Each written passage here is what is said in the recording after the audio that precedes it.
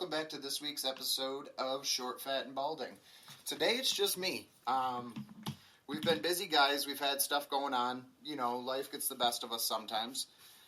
Hopefully we'll be all three of us back together recording next week, maybe, potentially, question mark. Today we're going to talk. We got some NFL news, because it's been 3 weeks. WNBA. We're going to talk about NCAA women's tournament, and then we'll briefly touch on hockey and some NBA news. I actually think came out today, which is pretty big. So it's going to be all that and some more on this week's episode of Short, Fat, and Balding. That was intro.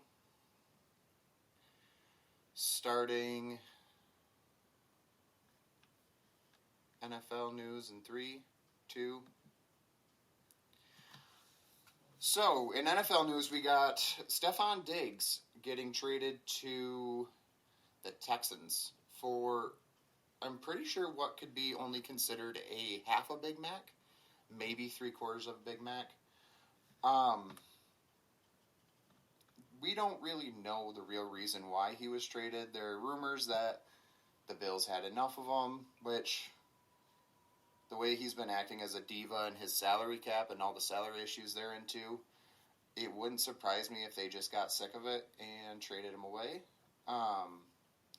So they got a second-round pick in next year's draft, which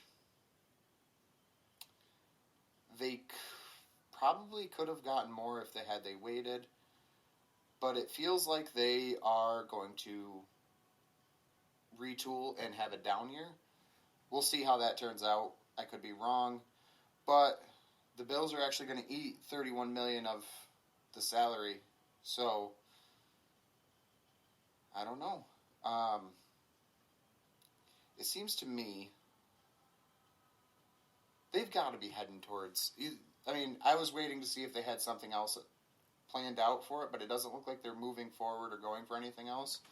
So to me, it feels like Buffalo's kind of admitting, okay, we have salary cap issues, we need to solve these. So, a rebuild, question mark? They still have talent, don't get me wrong, but right now, that team is not going to be able to compete with the Dolphins for the division, or just even in the conference alone, because you have such a loaded division. It almost feels like it's got to be a rebuild. They do have Khalil Shakir and Curtis Samuel, so it's not like they're going to be the bottom of the league, but I just don't think they have the ability to compete at the level they were last year, the year before, or the year before that even. So, we'll see what happens. The Brandon Beane, the GM, he said, let's be patient and let us work through that. So, it feels like a big rebuild in Buffalo, which I don't think the fans will be too happy about.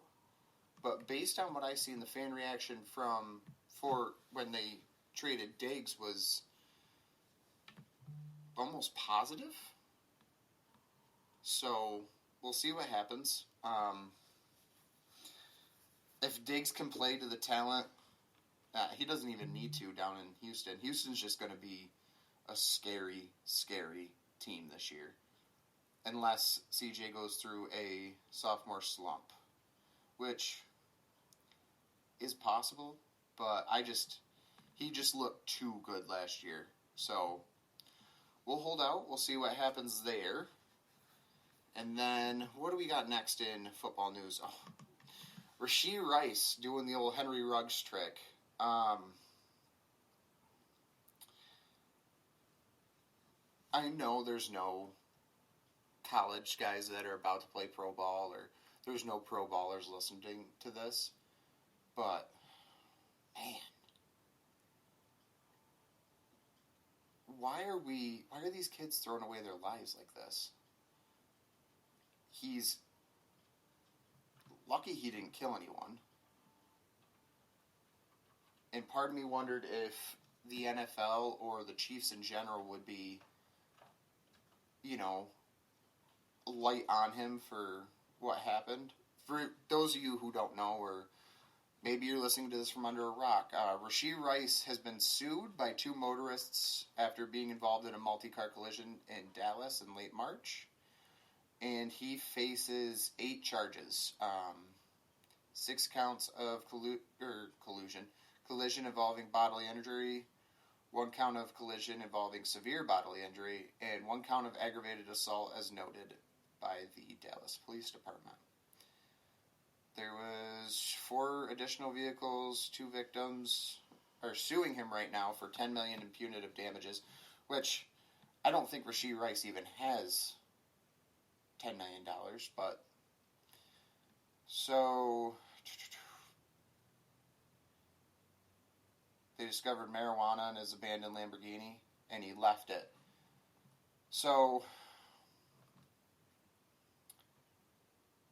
he was going over 110. I mean, was Henry Ruggs not a clear example of not to do this? I mean, at what point in time do you gotta say, listen, you're throwing your life away? I mean, he's a rookie. He's playing with the Chiefs. He just won a Super Bowl. He had so much going for him, and I don't think it's career-ending unless something happens. I do see him having to miss a couple years, and who's to say he's going to bounce back and be just as good as he was this year? But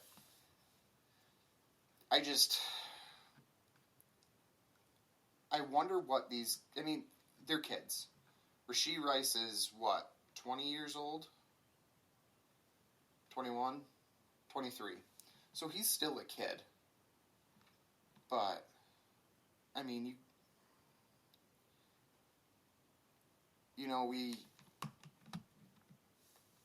this stuff, it seems to be a trend in the NFL, or maybe it's just a trend all over, where young kids get money and they think they're invincible, and then this type of stuff happens.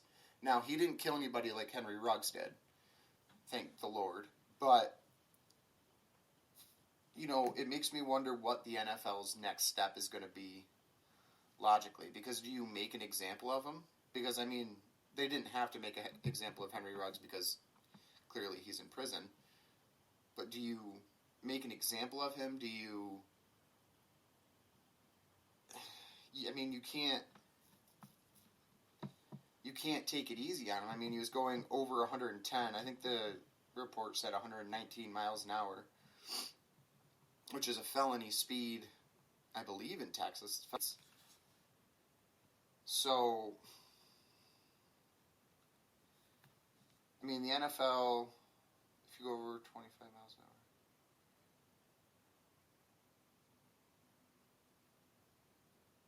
So, more than 25 over the speed limit, which he was almost 25 over 100, so he's definitely over the speed limit.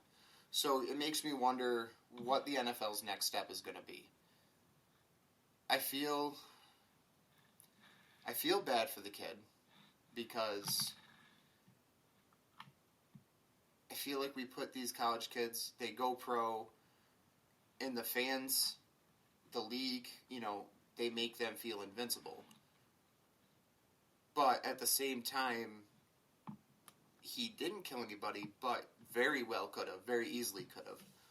So, I mean, does the NFL's got to set an example. Otherwise, this type of stuff will just keep happening over and over and over again. So, I don't see any punishment yet.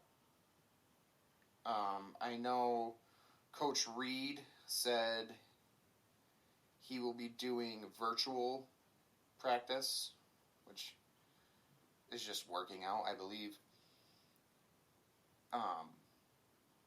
for the first part of the offseason. So, I mean, at this point, we don't really have any answers on what the NFL is going to do or what the Chiefs are going to do. I'm assuming the NFL is going to wait until they have more information or they have a conviction of some sort. So we will see. I don't think Rashee Rice plays the first half of the season this year, and if he does, the NFL is sending the wrong message. And I'm not just saying that because I don't like the Chiefs, but I mean, he's got to face some type of suspension or punishment. I don't know why these kids would do this. I mean, you got your whole life in front of you. If he killed somebody, his life's over. No more NFL, no more anything. So, hopefully this is a wake-up call, not just for him, but for all these young guys in the league, like, you know, get it together. And running from the police. Granted, he turned himself in. There was a warrant out for his arrest, though, so it's not like he could have easily just stayed there, took the blame, and accepted it, but I do not know. We will see. So in NFL news, we have a couple more things to touch on. We also have, I believe this one came out either today or a couple days ago. Robert Kraft called the Falcons and warned them about Bill Belichick, not to trust him.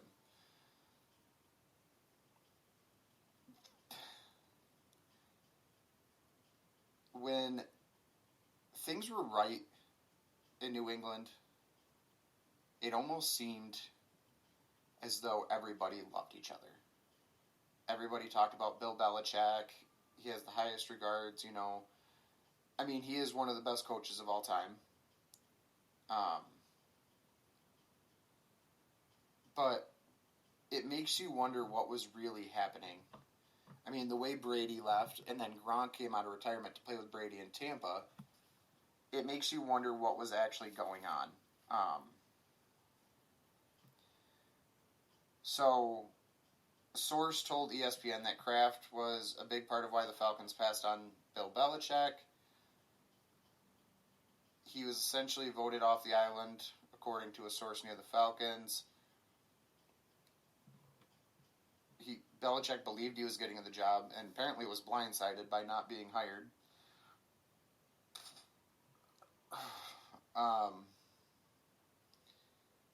Bill Belichick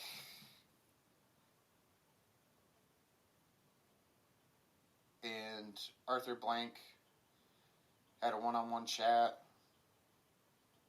and Blank thought, you know, this is going to be my guy.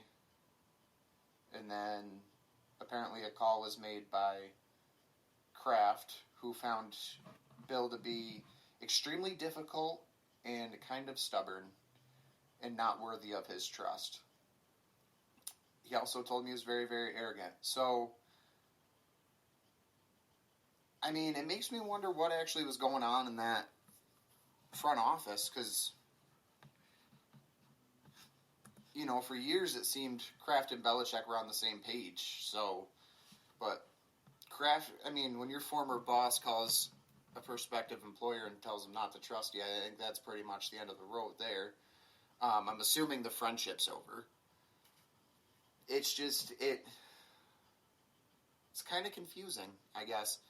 Whenever we looked on the outside in, you know, they had the dynasty, they had Brady, Belichick was leading the way. Everybody thought Belichick was, you know, the mastermind behind it all.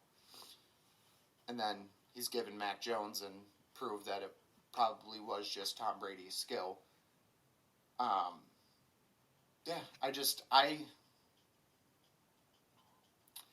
I don't really know how to look at that. I mean, what is Bill Belichick actually like? Because nobody knows. Man never smiles. Just seems kind of weird that if, you know, he went out of his way to call Arthur Blank, something must have happened. There must have been some hurt feelings along the way. But, hey, what are you going to do, you know? And then we have this one. I believe this just came out today. Dak Prescott accused of sexual assault. It was moved to a different county. It was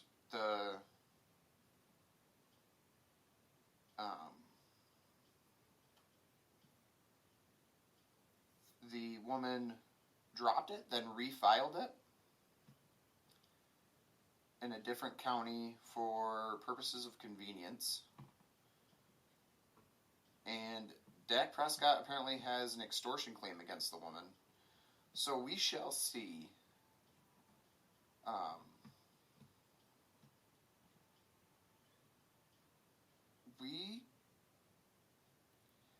This one,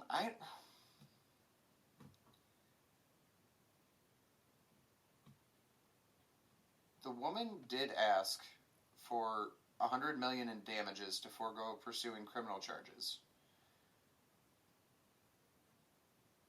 To me, it sounds suspect. I'm not saying I don't believe her, but it seems weird that Prescott already has an extortion claim against her, and then she comes out and says he sexually assaulted her.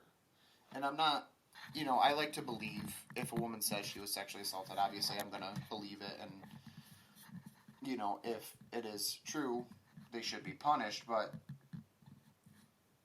this one, so it came from saying that the alleged sexual assault took place during Prescott's rookie season. And she asked for $100 million damages to forego pursuing criminal charges. So we shall see what comes of this. I don't think there's too much information out on it right now. But, again, does the NFL let him play?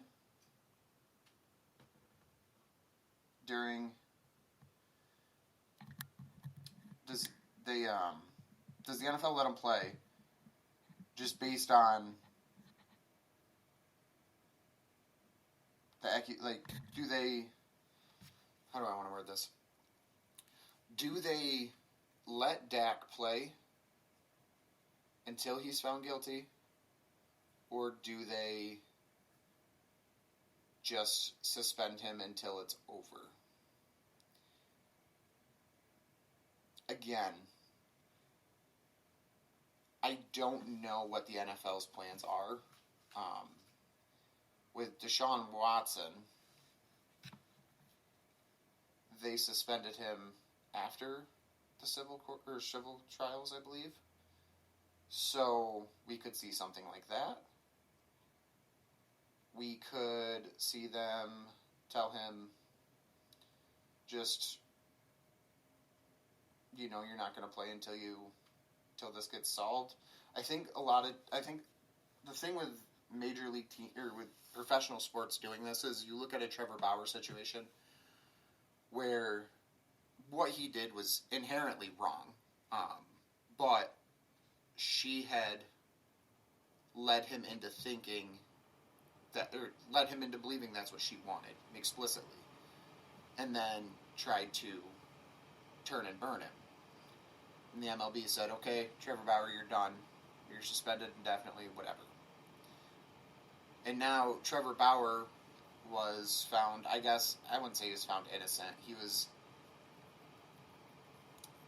wasn't guilty.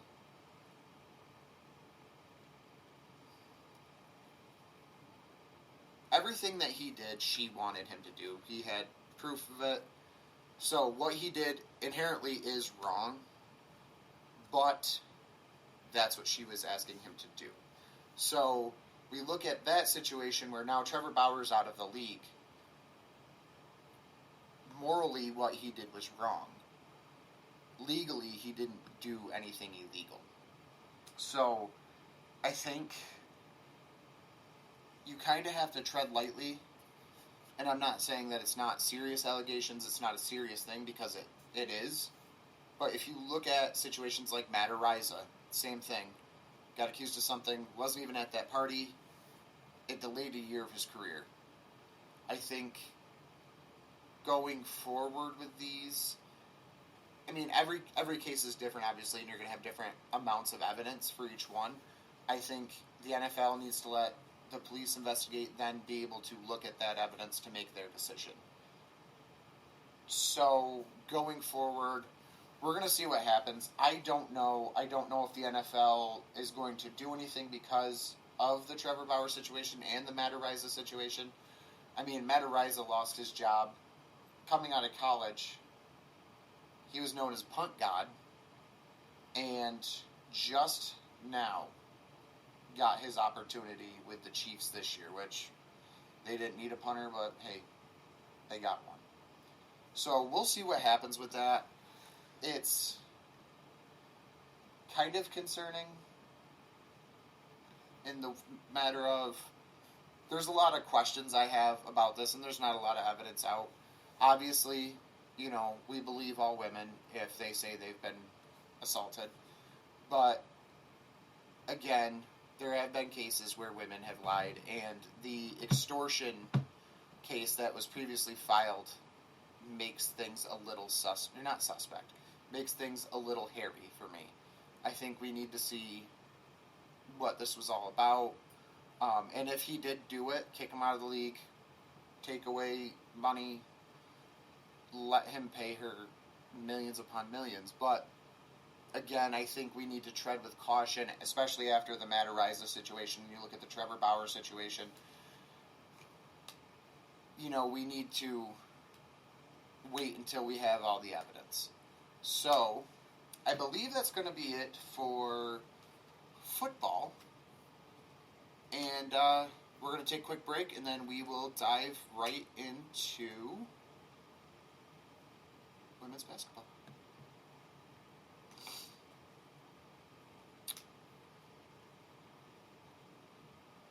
Welcome back. So we're going to talk women's basketball quickly. There's not tons to talk about. Obviously, women's basketball is not a very popular sport.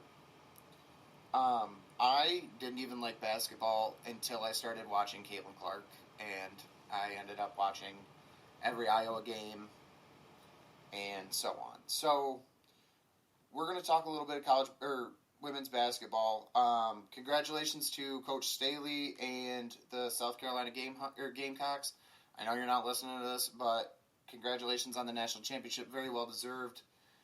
That was a great game, and I wish Dawn Staley was my grandmother. She just seems super fucking awesome. So, I actually watched the WNBA draft. And, of course, Caitlin Clark goes number 1 overall. And I just want to say, there's girls, women, however you want me to word that, in the WNBA that were telling, it almost seemed like they were trying to push Caitlin Clark out, which doesn't make sense. So you have a woman who's, I don't want to say carried, but has put a lot of eyes onto your sport. A sport that which is being funded by the Men's Basketball Association.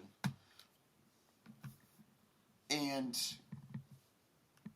instead of embracing her with open arms and saying, welcome, I can't wait to have you in the league, yada, yada, yada, because it was a foregone conclusion she was going number 1 overall, and fairly so, because, again, she broke every record in women's basketball, college basketball, and she's probably going to go down as one of the best women to play the game. So, to me, it kind of feels like jealousy, maybe a little bit. But she went to the Indiana Fever and immediately sold out their jerseys the next day when they put them out. So, I think Caitlin Clark's going to bring women's basketball to the next level. Now,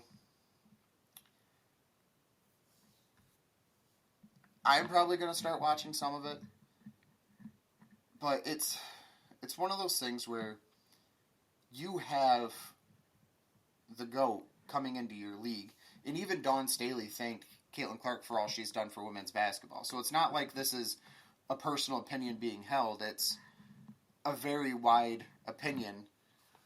Why would you reject that? Why would you try and push that away?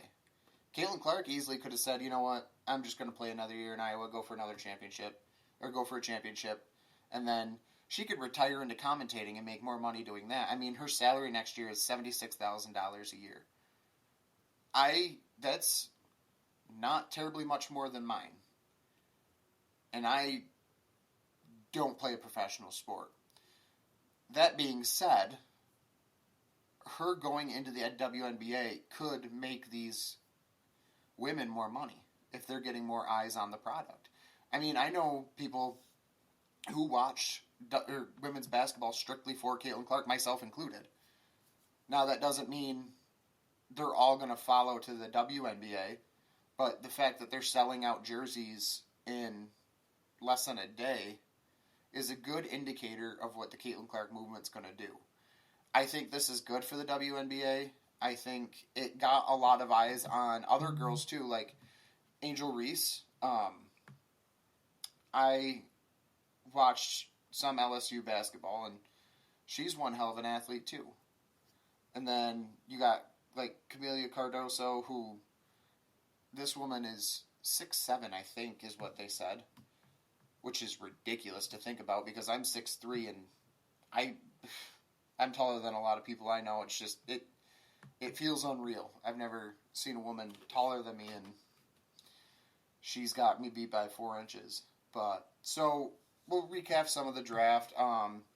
They invited a bunch of people there. It was weird to watch because the WNBA draft, they invited people, and then it seemed like when people who they didn't invite got drafted, there was like 3 or 4 in a row that weren't invited that got drafted, and they just said, oh, this team picked this person, this team picked this person, this team picked this person, etc. So they did it so quick, it felt weird because they were doing it in the first and second round, which the NFL draft, it seems like they have everybody there for the first and second round. So it was kind of weird, I guess, in a way to see. And they made their picks quick. I think the draft was only like an hour and a half, which is wild.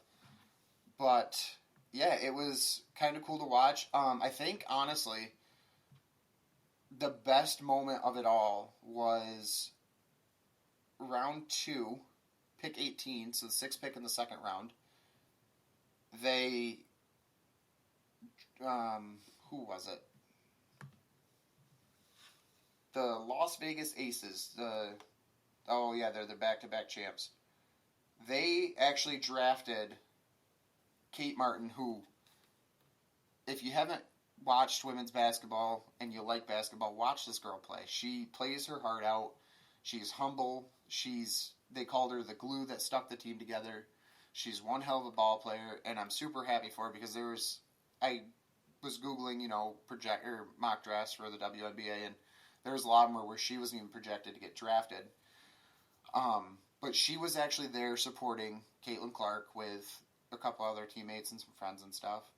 And they actually came out and got her and apparently told her to sit on the end and don't have your phone in your hand. And she actually got drafted and was at the draft just to support her friend, which I think it's just a cool story. I'm happy for her. I'm happy for all these girls going on.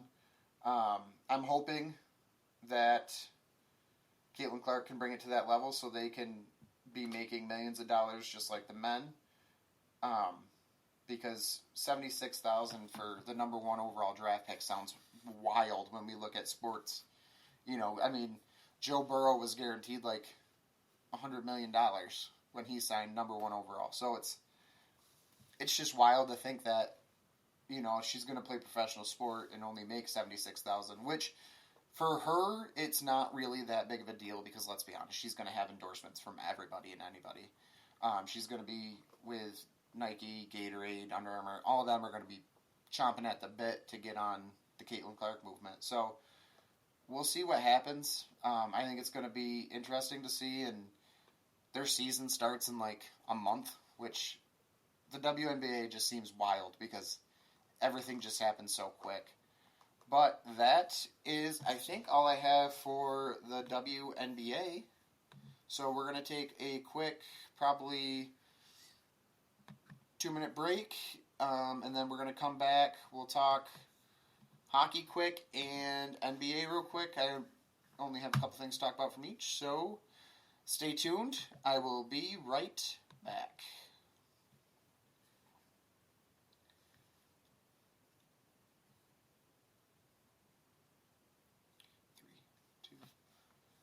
All right, welcome back to Short, Fat, and Balding. Again, it's still just me.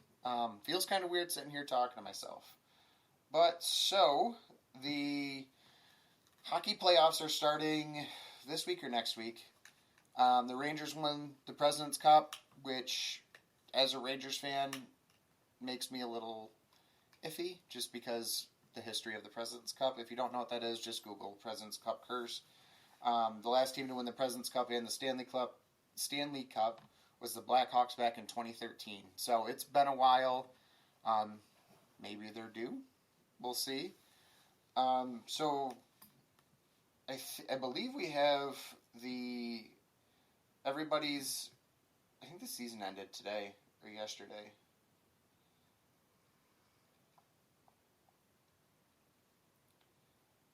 It seems as though.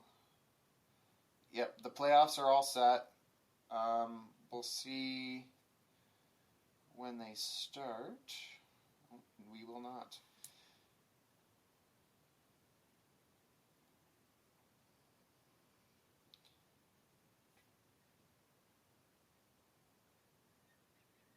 So we have our playoff bracket.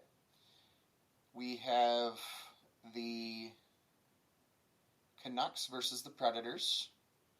Oilers versus Vegas Golden Knights, Stars versus Kings, Jets versus Avalanche, and then in the East we have Florida versus Tampa Bay, Boston versus Toronto, New York versus DC, and the Hurricanes versus the Islanders. I am just going to say my prediction to win it all is the Rangers because that's my team and that's what I'm hoping for, so we'll see what happens. I'm not really going to talk too much hockey. I don't know much about hockey, and the other two on the pod with me are huge hockey fans. So we will just leave it at that, and we will move on to NBA news. So we have I'm saying that wrong, Jonte Porter, who is now banned from the NBA for gambling on games. Which seems, to me, maybe a bit excessive. Hashtag put Rose in the Hall of Fame. But they have banned him for allegedly betting on games, passing information on to gamblers, and claiming illness to influence a wager. That seems about fair. I don't know what it is about professional athletes and gambling. It's just kind of common sense, you know. You look across the leagues, it seems pretty straightforward, and if you're a professional athlete, you are not allowed to gamble. So this just, again, why would you? Why would you? It seems stupid, you know. Maybe he just wanted to make some money. I mean, it just seems a foolish way to do it. I mean, he was giving NBA better inside information. He was just, this is just stupid. I mean, again, athletes doing stupid things, man. So the NBA is saying there's nothing more important than protecting the integrity of NBA competition for our fans, which I understand, but why are these? I mean, I don't know that he's young, but why are these athletes just doing stupid things? I mean, you ruined your career. you're not going to be able to play in the NBA again. So even if you were betting to win $100,000 now, you could have made that in the long run. You could have had a career-defining year and made millions. It's so stupid. 24 years old. I don't know if there's a sense of entitlement with athletes. They just feel like, oh, I can get away with this because I'm an athlete and I got money and I'm famous. Like, I don't understand. Throwing your life away for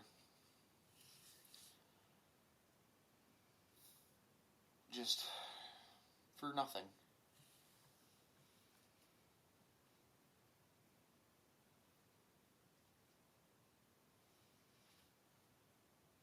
So there was an $80,000 online bet was placed ahead of the March 20 game that he would underperform, which would have paid out $1.1 million. So it's just ridiculous. And he was betting he placed 13 bets on NBA games while using an associate's online betting account, ranging from $15 to $22,000. Come on. I mean, if he bet $15 to win $30, whatever. But when you're placing $22,000 bets, yeah, and you end up profiting $22,000 from all his wagers, that's just wild. Why are you...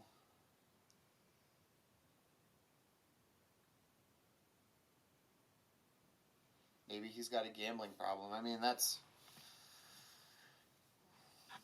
I don't know. That's just... I don't know. I feel like gambling is good. Betting on sports is good. It's fun. We have a sponsor who you can do it with anytime you want. Check out BetStamp. But as a professional athlete, if you gamble and you're not betting on yourself, so say Joe Burrow, just for sake, bet $20 on the Chiefs to win the Super Bowl. He's not in the Super Bowl. Okay, cool, whatever. There really shouldn't be a problem with that. But when you're personally altering bets, you're not even an athlete in my eyes anymore. You're just a schmuck. I mean, why would you throw away your career for $22,000? I mean, come on. I feel like when they take these kids out of high school or colleges, where they're the guy at college. All right, you have, you're getting drafted to the NBA. You're good enough to play on the next level. Yada yada yada. We need to be teaching these kids. You can't do stupid stuff like this. And if you do stupid stuff like this, there's going to be consequences. Now, $22,000 in the grand scheme of things isn't tons for betting companies, bookie companies. Like, it isn't that much to them, but it just ruined his life. I mean, $22,000. He probably was making more than that. So why would you risk your career to do something this stupid? And I think the league is reacting in part this harsh because of what happened in the past with the referee Tim something. And he pleaded guilty to 2 felonies that he was, advising gamblers, and he was betting on games, which as a referee you shouldn't be able to do at all, just because you can control stuff like that. It's just, I think he's got the Pete Rose treatment. I don't think he's coming back. I don't think they'll ever let him back. And at 24, what are you going to do now? You can go coach basketball, but again, is somebody going to take the chance on you, knowing your history? Because as a coach, you can shave points and do all that just as easily. So, I don't know. We've got, a couple young guys just doing stupid stuff and ruining their careers. I don't think Rashee Rice is going to get a lifetime ban, but again, maybe we need someone to talk to these kids. Agents maybe mentor your guys. I mean, it's going to hurt if you're an agent, it's going to hurt you too in the long run if you got a guy who's no longer allowed in the league. But I don't know. A lifetime ban for $20,000. It just not worth it. It just feels stupid. It looks stupid. I don't know. All right, and so we're going to take one more quick break. We're going to come back. I'm going to give you something I learned this week, and then I'm going to rant about something. It just happened today. It just bothers me deeply. So, we will be right back. 3, 2, 1. Welcome back. So, this week, these last 3 weeks, I have learned that apparently in the NFL, you cannot trust anyone. Whether you are Bill Belichick or Stephon Diggs, it's a business, and at the end of the day, I think you make enemies, and it's bad for you.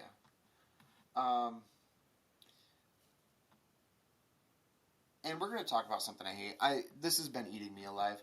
So today, I went to the doctor's, not going to get into it, and I'm sitting next to a woman who has a Yankees hat and a Yankees shirt on, and I almost started a conversation with her about the Yanks, because it's baseball season. Huge Yankees fan. I thought, this could be fun. And I'm glad I didn't. I am glad I did not. So, a gentleman walks up to her and starts talking about the Yankees. And of course, I'm going to listen. We're in a waiting room. Whatever. And they start talking about Garrett Cole, and she says, I don't think Garrett Cole's coming back anytime soon. He hasn't been throwing. And she sounded very sure of this, so I pull out my phone, and I was like, I could have swore I saw something about Garrett Cole earlier, so I look. He was playing catch yesterday. 75 yards, 75 feet, they up the distance. So I'm sitting there, and I'm like, man, I don't know, maybe she just didn't know.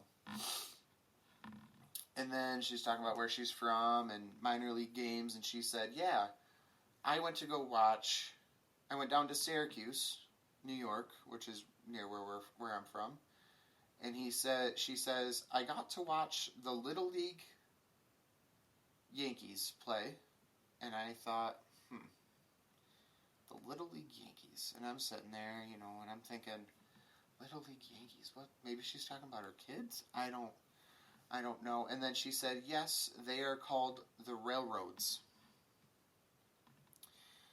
If you don't know, the New York Yankees minor league team, AAA, happens to be the Scranton-Wilkes-Barre Rail Riders. And I know what you're saying. I know what you're going to say. I know what you're thinking. You're going to say, she got it mixed up. Is it really that big of a deal? Yes. It drives me insane. I'm not saying if you're wearing a Yankees hat, know the maiden name of the best player on the team's mother. I'm not saying that. But to call them the Little League and then call them the Railroads, that doesn't make any sense. How embarrassing would that be as a team name? Yeah, next week we're going to go play the Philadelphia Pavement. Like, what? Like,